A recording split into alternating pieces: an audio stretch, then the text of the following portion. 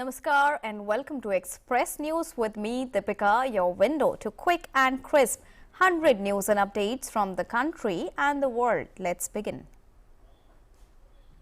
Prime Minister Narendra Modi inaugurated the first Global Innovation Summit of the pharmaceutical sector via video conferencing. Addressing the event, Prime Minister said that the global trust earned by the Indian healthcare sector has led to India being called the pharmacy of the world in recent times. Prime Minister Narendra Modi said that our vision is to create an ecosystem for innovation that will make India a leader in drug discovery and innovative medical devices. Prime Minister invited pharma industry leaders to ideate in India, innovate in India, make in India and make for the world.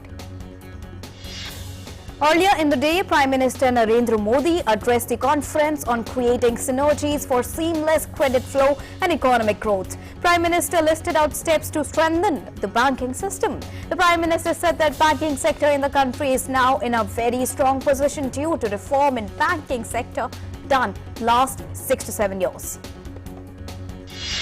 Prime Minister also said that government also took steps to recover millions of rupees stuck during previous government regimes. More than 5 lakh crores have been recovered by the banking sector now. Prime Minister Narendra Modi said that NIRBHAR initiatives open the doors for new opportunities. He said that corporates and startups are coming at a greater scale. He also said that it is the perfect time to strengthen and fund the aspiration of India. Prime Minister also said that current phase of reforms is a starting point for Indian banks. He added that this is a perfect time for banks to support wealth creator and job creators. He added that banks should focus on partnership rather than the relationship of approver and applicant. Earlier in the morning, Prime Minister Narendra Modi delivered the keynote address at the Sydney Dialogue. Prime Minister Narendra Modi said that India is building the world's most extensive public information infrastructure. He added that over 1.3 billion Indians have a unique digital identity and India is on the way to connect 600,000 villages with broadband.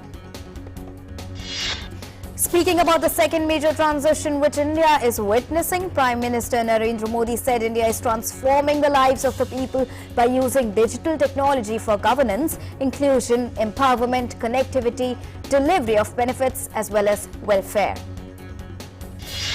Prime Minister Narendra Modi highlighted that Indian startups are providing solutions to everything from health and education to national security. The greatest product of technology today is data. In India, there is a robust framework created for data protection, privacy as well as security. While addressing the Sydney Dialogue, Australian Prime Minister Scott Morrison said that Australia-India share deep friendship and the relations will grow even more with time. Defence Minister Rajnath Singh inaugurated renovated, refurbished REZANG War Memorial near Chushul in eastern Ladakh today. Defence Minister has inaugurated newly built REZANG War Museum and Kumaon Conference Hall and Memorial on the occasion.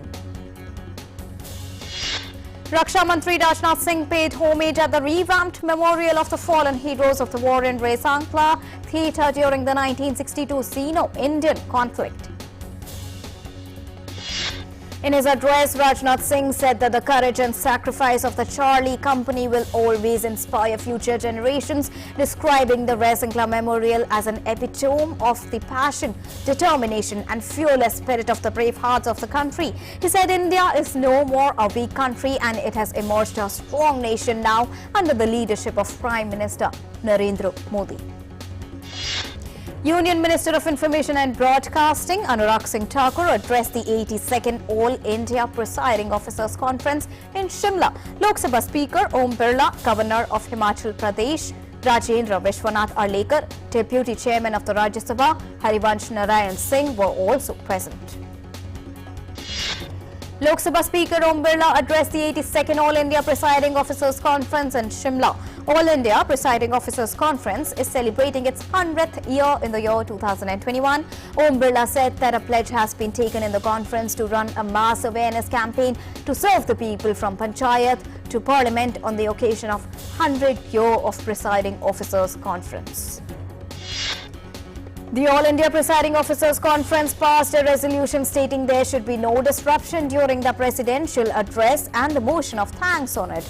Addressing media persons, Lok Sabha Speaker said they've also passed resolution to prepare One Nation, One Legislative platform in due course so that all legislatures can make available their current and old debates and other resources at one place with collective efforts. Union Minister for Information and Broadcasting Anurag Singh Thakur has announced that the Indian Film Personality of the Year Award for the year 2021 will be conferred on Hema Malini and Prasoon Joshi. Their contributions to the field of Indian cinema spreads over decades and their body of work has enthralled audiences across generations. They are Indian cinematic icons who are admired and respected the world over. Devotees in large number are travelling through Kartarpur corridor to offer prayers at the historic Sikh shrine in Pakistan. Kartarpur Sahib Gurudwara corridor reopened yesterday after 20 months gap. The corridor opened before the birth anniversary Guru Nanak Dev Ji falling on 19th of November. In Tamil Nadu, a war room has been set up at Chennai Corporation to monitor the red alert given by the Met Department for heavy rain in most parts of the city over the next 2 days. Over 100 staff work in the room around the clock to attend to complaints over dedicated phone lines from citizens across the metro. The city has been receiving intermittently heavy showers since this morning as a depression in the Bay of Bengal approaches the Tamil Nadu coast. Under the flagship initiative of Azadi Ka Amrit Mahotsav, Union Minister of State for Culture Meenakshi Lekhi inaugurated a week-long exhibition at the Lalit Kala Academy. The Lalit Kala Academy, also known as Lalit Kala Academy, has organized BHARATMATA EWAM Bharat Ke NAYAK exhibition in collaboration with the Kamal Art Gallery. The exhibition depicts portraits by eminent artist Pawan Verma Shaheen.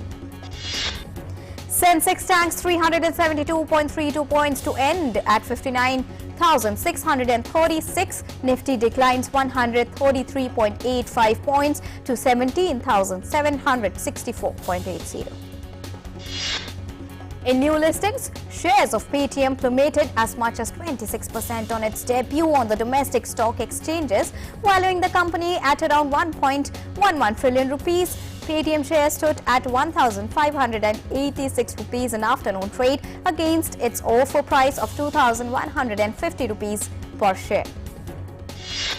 On the multi-commodity exchange, coal futures due for a December 3rd delivery were last seen 0.47% down at 49,062 rupees compared to the previous close of 49,292 rupees.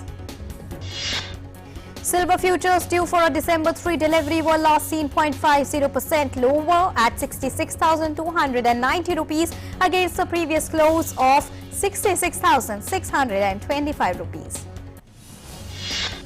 Rupee rises 4 paise to close at 34.24 against the US dollar. Fuel prices were kept unchanged for the 14th consecutive day on Thursday. In the national capital, petrol is currently sold for 103.97 rupees, while diesel rate stood at 86.67 rupees. In Mumbai, petrol is retailed at 109.98% per litre, while diesel is being sold at 94.14 rupees per litre. Oil prices slid to 6-week lows on Thursday as China said it was moving to release strategic reserves. Brent crude was down 83 cents or 1% to $79.87 a barrel after earlier dropping to $79.28, the lowest since 7th of October. Asian stock market slipped as BMSCI's broadest index of Asian shares outside Japan dropped 0.5%. Japan's Nikkei 225 index lost 0.3%. Hong Kong Hang Seng index slumped 1.4%. Also, South Korea's Kospi lost 0.3% and China's Shanghai Composite Index declined 0.4%. As the Wall Street benchmark slows down on Wednesday on inflation fears and supply chain concerns, the S&P 500 and the Nasdaq Composite Index lost 0.3%, while the Dow Jones Industrial Average fell 0.6%. European shares kicked off the week on a tepid note as investors fretted over the possibility of fresh COVID-19 lockdowns. Germany's DAX was flat, as was the Stoxx 600 index, as it stood at 16,103 points, up 9 points or 0.06%. With the administration of 73,44,739 vaccine doses in the last 24 hours, India's COVID-19 vaccination coverage has exceeded 114.46 crore as per provisional reports till 7 a.m. today. The recovery of 11,242 patients in the last 24 hours has increased the cumulative tally of recovered patients since the pandemic began to 3,38,85,132 now. Consequently, India's recovery rate stands at 98.28%. The trend of less than 50,000 daily new cases that is being reported for 144 consecutive days now. 11,919 new cases were reported in the last 24 hours. The active case load presently stands at 1,28,762. Active cases presently constitute 0.37% of the country's total positive cases, which is lowest since March 2020. The testing capacity across the country continues to be expanded. The last 24 hours saw a total of 12,32,505 tests being conducted. India has so far conducted over 62.82 crore cumulative tests. Weekly positivity rate at 0.94% remains less than 2% for the last 55 days now. The daily positivity rate reported at 0.97%. The daily positivity rate has remained below 2% for last 45 days and below 3% for 80 consecutive days now. World's COVID-19 cases have crossed 25 crore 57 lakh. So far, more than 23 crore 11 lakh people have recovered globally. 51 lakh 40,000 lives have been lost to the disease. The US continues to remain the hardest hit from COVID-19 with the number of cases and fatalities. In United States, COVID-19 cases rises above 4 crore 82 lakh. The country's death toll from COVID-19 has surpassed 7 lakh 87,000. Belgium tightened COVID-19 restrictions Wednesday, mandating wider use of masks and enforcing work from home as cases spiked in the country's fourth COVID-19 wave. From Saturday, all people in indoor venues such as cafes and restaurants will need to wear a mask unless seated, and the rule will apply to those aged 10 or older. The previous age threshold was 12. People wanting to eat in a restaurant or go to the theatre already must present a COVID pass showing vaccination, a negative test or a recent recovery. Most Belgians will also have to work from home 4 days a week until mid-December and for 3 days per week after that. Being the worst hit country by the pandemic so far, the US has said that 80% of the Americans 12 and older have received at least one COVID-19 jab. White House Coronavirus Coordinator Jeff Zients on Wednesday highlighted a promising milestone in efforts to curb the spread of the deadly virus. Zients also said 2.6 million kids aged 5 to 11 years have got their first shot of the COVID-19 vaccine by end of Wednesday. In Germany, people are rushing to get vaccinated against the coronavirus as infections soar and governments impose restrictions on the unvaccinated. Germany has among the lowest rates of vaccination in Western Europe and is now the epicenter of a new wave of the pandemic as winter grips the continent. The German Health Ministry said 4,36,000 people received shot on Tuesday, including 3 lakh posters, the highest number in about 3 months. Floriana Reyes, a Colombian nun who was held hostage by Islamist militants for more than 4 years in Mali, returned to her home country to a warm welcome on Tuesday. The 57-year-old nun was kidnapped in February 2017 in Guatiala, southern Mali, while on humanitarian assignment. British Prime Minister Boris Johnson admitted on Wednesday the way he handled the findings of a report into a Conservative lawmaker's paid second jobs was a mistake. Speaking at a hearing of the British Parliament's Liaison Committee, which brings together a number of committees scrutinizing the government, Johnson said, "I've accepted that it was a mistake and that it was my mistake. All we wanted to do was to see whether, in view of the particular and frankly tragic circumstances of the case, there was any cross-party approach on any appeals process." The Estonian government summoned 1,700 reserve soldiers on Wednesday for an unannounced exercise which will include installing a razor wire barrier along 40 kilometers of its border with Russia as the migration crisis in nearby Belarus intensifies. The UN envoy to Afghanistan on Wednesday delivered a bleak assessment of the situation following the Taliban takeover, saying that an affiliate of the Islamic State group has gone and now appears present in nearly all 34 provinces.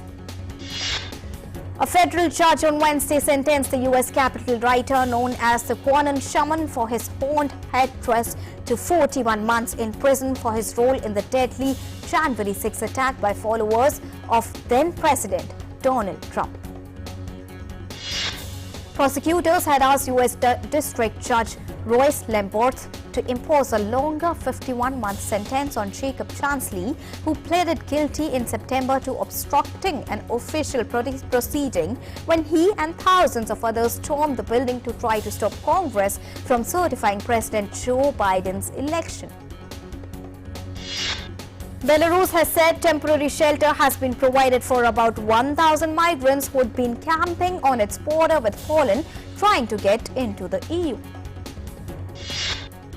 U.S. Defense Secretary Lloyd Austin said on Wednesday that the United States was seeing troubling behavior from Russia, but he was not sure what Moscow was up with its military build-up near the border with Ukraine. A state of emergency has been declared in the Canadian western province of British Columbia after a major storm cut road and rail links in the region. The Canadian Armed Forces are being deployed to help thousands of stranded residents who have been trapped since the storm hit overnight on Sunday. The winter migration season has arrived with a cold wave heading down south. Migratory birds from remote places such as Siberia have begun to arrive at Zhongting Lake, central China for the winter. Zhongting Lake in central China's Hunan province is the country's second largest freshwater lake. Migratory birds are flying across landscapes in China to find warm and cozy shelters in winter under the protection of nature reserve staff and wildlife conservation volunteers. Britain's Windsor Great Park will be lit up and guests given the chance to enjoy a range of colourful light and sound installations. Opening to the public from today, Windsor Great Park Illuminated promises to offer dazzling lights and breathtaking projections. The new musical about Britain's Princess Diana officially opened on Broadway Wednesday night. Diana, the musical, had been set to open on 31st of March 2020, but the debut was delayed as Broadway closed its theatres to help prevent the novel coronavirus from spreading. Broadway stars, including actress Olga Mercedes, hit the red carpet before the show and said she was thrilled to be back at the theatre after a lengthy shutdown. Co-producer Patty Baker celebrated the opening by wearing one of Princess Diana's old sweatshirts that she won at auction in the year 2019. The Lifetime Leadership Award was presented to Melinda Gates and the Inspiration Award went to CNN's international correspondent Clarissa Ward for her coverage of the crisis in Afghanistan, and Myanmar AATMA won Furstenberg Award ceremony in Paris. High-flying bargain hunters attended a plane auction at Nairobi's Jomo Kenyatta Airport on Wednesday as abandoned jets were sold off by the Kenya Airports Authority. About 100 would-be buyers watched as 73 aircrafts were offered, with one of them, a Somali Air Force jet, going for as little as $700 US. One of the buyers, David Winston, who snapped up a McDonnell Douglas DC-9-14 aircraft, said he was going to turn it into a bar and restaurant. In all, just 16 planes were sold, with the rest expected by the authority to be sold in the 5-day long auction. The largest collection of Fabergé Easter eggs in 25 years goes on display at London's Victoria and Albert Museum on Saturday. Showcasing a variety of over 200 objects, Fabergé in London, Romance to Revolution, takes visitors through the story of the legendary goldsmith Carl Fabergé.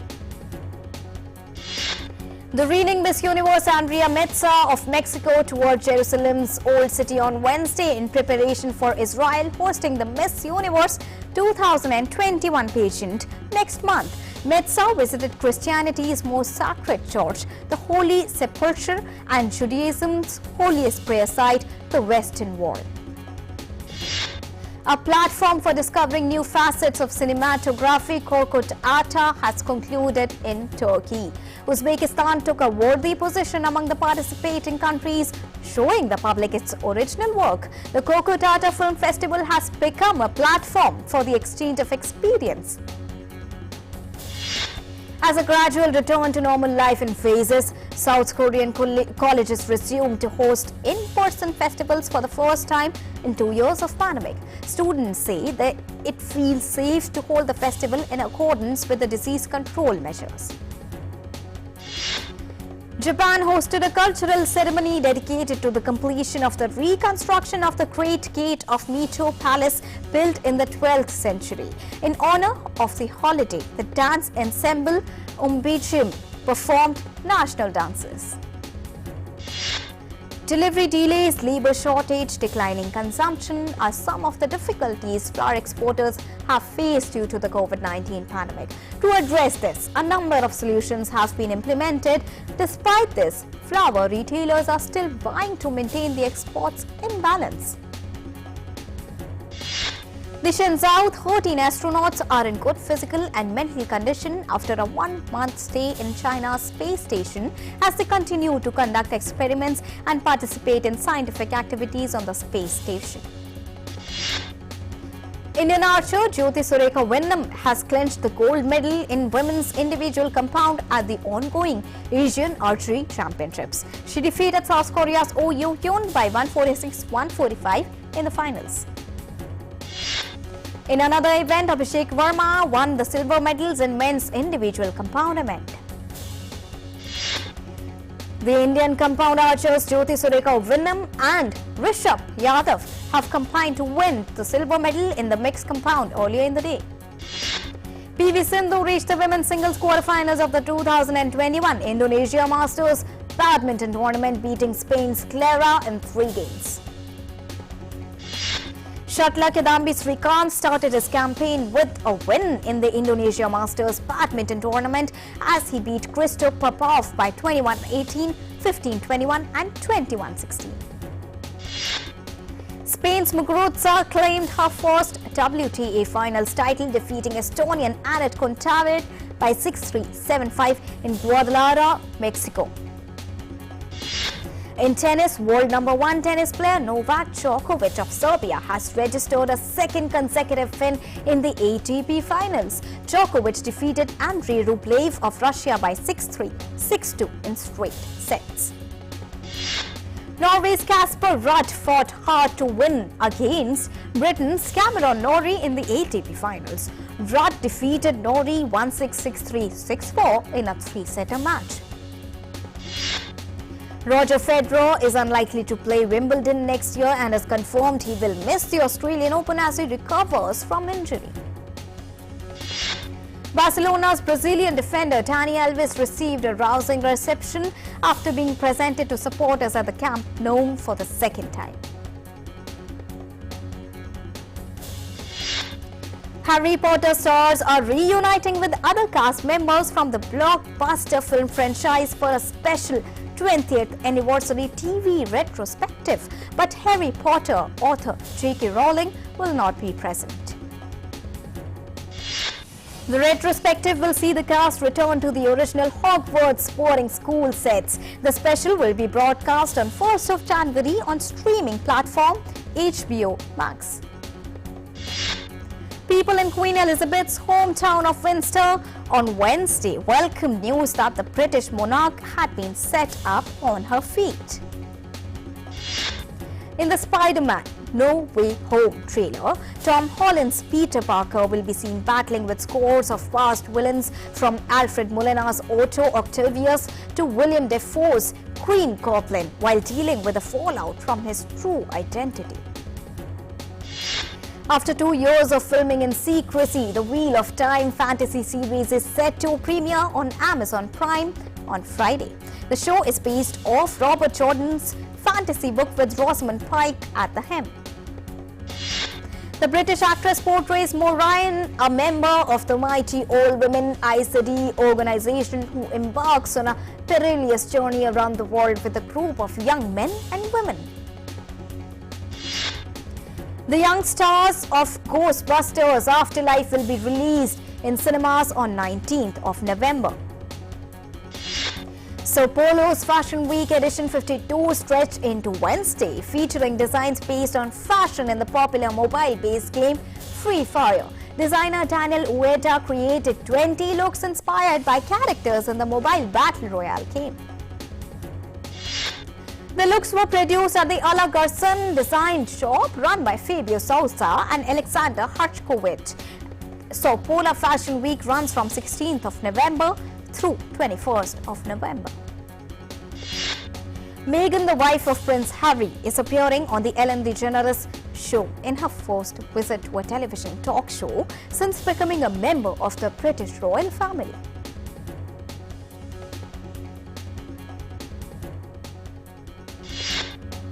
Well, that's all for now in Express News, but news continues here on DD India. So keep watching and tracking. Namaskar.